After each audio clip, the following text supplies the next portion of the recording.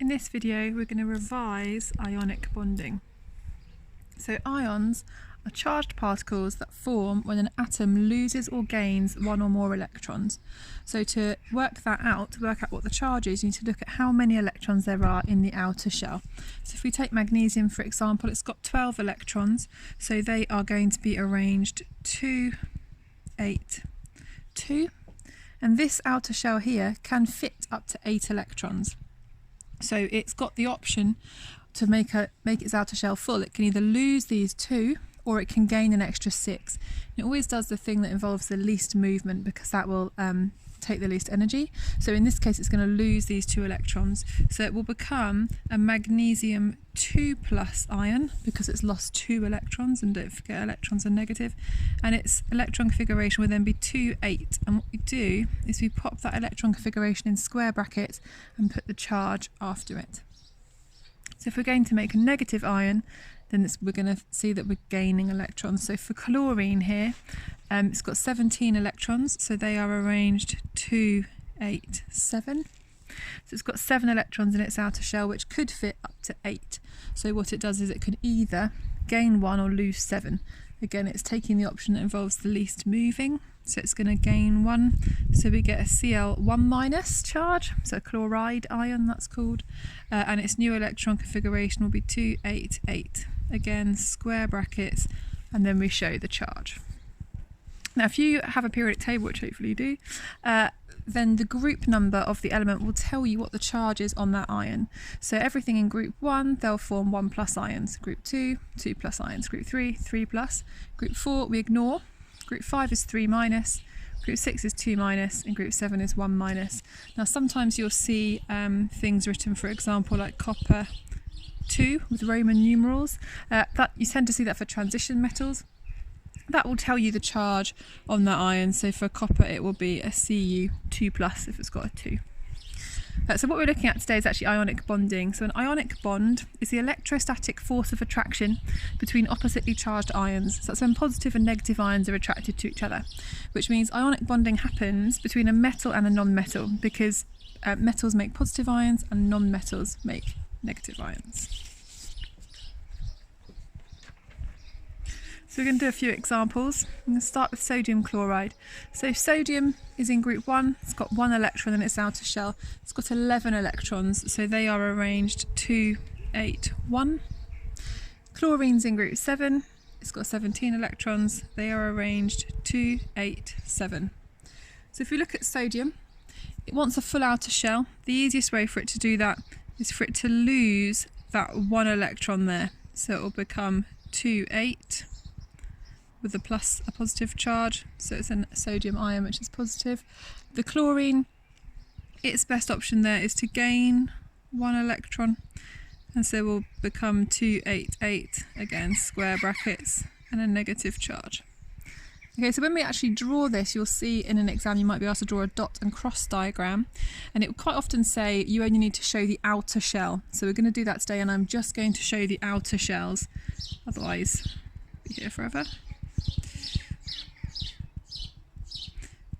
So the sodium did have 1 electron in its outside shell. That outside shell is now empty. So you can either show it as empty like this, or you can show the new outer shell if you like and show it with 8. I tend to show it as empty, but you can choose. Again, square brackets and a charge. And then my chlorine did have 7 electrons and it's gained 1 to form a chloride ion.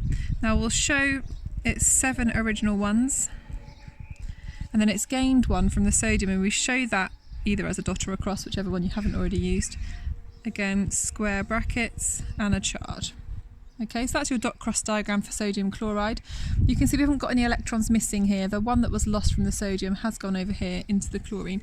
So we just need 1 sodium ion with 1 chloride ion. So the formula for sodium chloride is just NaCl. Now the next one we're going to look at is magnesium oxide.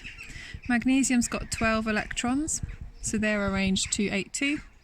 Oxygen has got 8 electrons, so they're arranged 2, 6. So my magnesium's going to want to lose these 2 outer electrons here to give it a full outer shell. So it will become 2, 8. Now because it's lost 2, it will have a 2 plus charge. My oxygen could either lose 6 or gain 2, easier to gain 2. So we're going to become 2, 8, and because it's gained 2 things that are negative, 2 electrons, it's going to have a 2 minus charge. So when we're drawing that again, I'm going to show my magnesium outer shell as empty. Square brackets, this time it's got a 2 plus charge. My oxygen did have 6 of its own electrons and it's gained 2 from the magnesium, and that has got a 2 negative charge. Now we just needed 1 magnesium and 1 oxygen of these atoms to make sure all the electrons have somewhere to go. So 1 magnesium ion, 1 oxide ion. So my formula there is MgO. So you'll notice all the electrons have got somewhere to be, but also the charges cancel out. So 2 plus and 2 minus, they cancel each other out. So if we look at sodium oxide, that'll be a slightly different story. So sodium's got 11 electrons, 2, 8, 1. Oxygen has got 8, 2, 6. So my sodium is going to want to lose 1 electron to form a sodium plus ion, okay, because it's lost this outer electron. So if you want to write that, it'll be 2, 8, square brackets with a charge. My oxygen's got 6, so it's going to lose 2. So we'll be forming an O2 minus ion. Sorry, it's going to gain 2. So what you want to look at there is these charges don't cancel. Okay, we've got 1 positive and 2 negatives. So if I draw my sodium, it wants square brackets and a charge. If I draw my oxide ion, it has 6 of its own and it's gained 2. So it's got a 2 minus charge. Now these 2 electrons that it's gained, one of them's come from here, but the other one appears to have just come from nowhere. Where it's actually come from is another sodium, so we need to have 2 of these. So I'm just going to draw another one underneath. And then each one of these electrons has come from somewhere. So this sodium electron has gone here, and this one has gone to here. So my formula there is going to be Na2O, because I've got 2 sodiums for each oxide ion. Okay, so that the charges cancel. I've got 2 negative charges, and then I've got these 2 positive charges. So we'll do another example. Magnesium chloride is my next example. Magnesium's got 12 electrons, so they're arranged 2, 8, 2. Chlorine's got 17, so that's 2, 8, 7. My magnesium's going to lose 2 to form an Mg2 plus ion, because it was easier to lose these 2 than it would be to gain 6. My chlorine's going to gain 1, because it's easier to gain 1 than it is to lose 7. So again, I'm going to show my outer shells only, and I'm going to show my magnesium outer shell as empty. And my chloride ion had 7 of its own electrons to start with, and then it has gained 1. So it's got a 1 minus charge. Now you'll notice again the charges don't cancel, and this chlorine's gained 1 electron, but this magnesium gained 2, so they have to go somewhere. Now what that means is we actually need to have 2 of these this time round. So I'm going to have to draw another chloride ion. So my formula there will be MgCl2, because I had 1 magnesium and 2 chloride ions.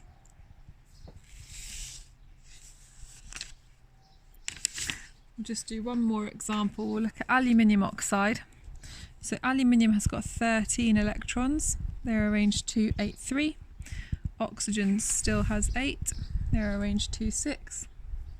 So this time my aluminium is going to want to lose 3, because it's easier to lose 3 than it is to gain 5. And remember, 8 electrons fit in that outside shell. So that's going to form an Al3 plus ion. And then my oxygen will do the same thing to form an O2 minus oxide ion. It's going to gain 2 electrons into there to make that outer shell full. So we're drawing this. I've got my aluminium empty, 3 plus. I've got my oxygen, which did have 6 of its own and it's gained 2. So it's 2 minus. Now these charges don't cancel, and we've got electrons that have got nowhere to go, because this aluminium lost 3 and only 2 of them have fit into there. Now, depending on how you look at this, some people will just be able to look at the charges and work out what the formula is. I tend to do something that I sometimes call the drop and cross. I don't think it has a real name. So I drop the charge from the top of one ion to the bottom of the other ion, and that will give you the formula. So this 3 plus at the top of the aluminium, I drop the 3 to the bottom over there, and the 2 from the top of the oxide ion I drop to the bottom over there, and then I get Al2O3. Okay, so the 2 from the top of the oxygen's gone to the bottom of the aluminium, but don't worry about the negative. The 3 from the top of here has gone to the bottom over here, so my formula will actually be Al2O3. And if I draw that, you'll see that accounts for all of the electrons, and it means that the charges cancel out. Okay, and that's what you want. Your compounds that you do, they will all be neutral. Okay, so you want your negative charges and your positive charges to cancel each other out.